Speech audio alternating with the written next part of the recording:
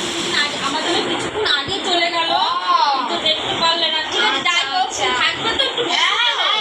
শোনো না, বলো দিদি, আমার ছোট ছেলে খেলতে গেছে, ঠিক আছে? ও যদি খেলে আসে, ও খাবার বেড়ে রেখে দিয়েছি।